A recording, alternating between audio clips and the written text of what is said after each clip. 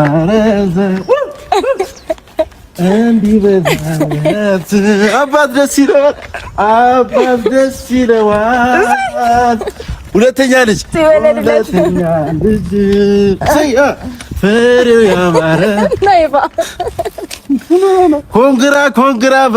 ኮንግራ ብራዘር ሁለተኛ ልጅ ተደግሟል ይላል ሁለተኛ ልጅ ተረግዟል ወንድም አለም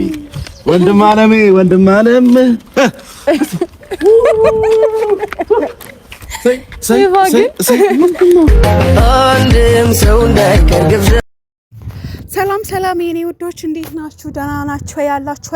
እግዚአብሔር የተመሰገነ ደህና ነኝ። ክብሩ ይስፋ ለመድኃኒዓለም። እንግዲህ እኔ ማለት ነው እግዚአብሔርን በልጅ አትቀልዱ።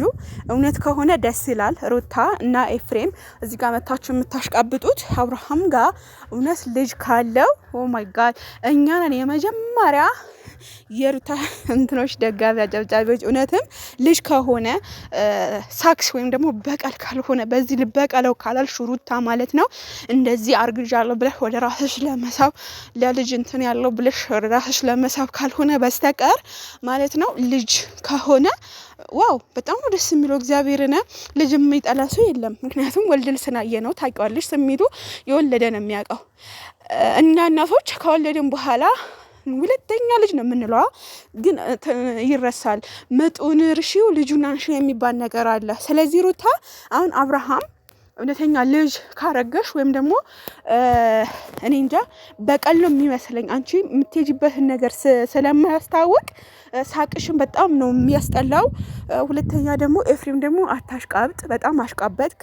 ሶስተኛ አብርሃም ደግሞ ምን ነው ካረረክ ምን ከዚህ በፊት እንትን ካልክ መቼስ እሷን ደፈረችኝ ብለህ የተደፋፈራችሁት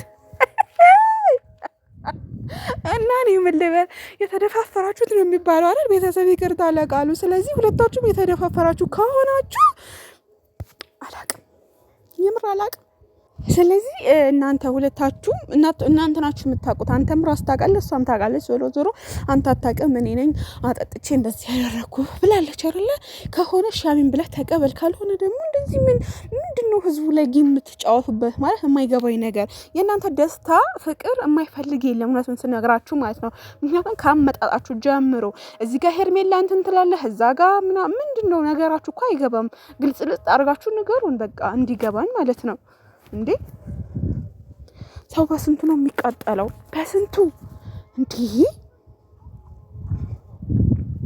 የሩታን ደግሞ ማለት ነው እንትን ነው የሆነ የበቀል ነው የሚመስለኝ። ሳቋ ራሱ አይመችም፣ የሆነ የማፌዝ ነው ምናምን፣ በቃ ቀልዷ ምናምን የሆነ በቀል የተሞላበት በጣም እንትን ያለ ነው የሚያስመስለው ሩታ ማለት ነው። ስለዚህ ይቀርሻል፣ በጣም ይቀርሻል። እንትን በይ ተጠመቂ። ለማንኛውም ጸበል ግቢ ልልሽ ፈልጋለሁ። ምክንያቱም በጤናሽ አይደለም እንደዛ የሚያደርገው። የሰው ልጅ ሲጀመር እርጉዝ ነኝ ብለሽ ለምን የተጠባበቀ ልብስ ትለብሻለሽ? ሳክስ ቤተሰብ እንዳታምኑ፣ የምር በተለይ ሩታ እንዳታምኗት። እኔ በሩታ አምኜ በጣም ብዙ ነገር ተጎድቻለሁ። የምሬ ነው። እንደምንወዳት ታውቃላችሁ፣ የምንወዳት ልጆች ማለት ነው። እና አሁን ግን ኢሶኬ ኖርማል ነኝ፣ አልወዳትም፣ አልጠላትም። ኖርማል ኢሶኬ ኖርማል አለ አይደል? እንደዛ ማለት ነው። ስለዚህ ሄርሜላ ማይሱት ተበቃያት አንቺም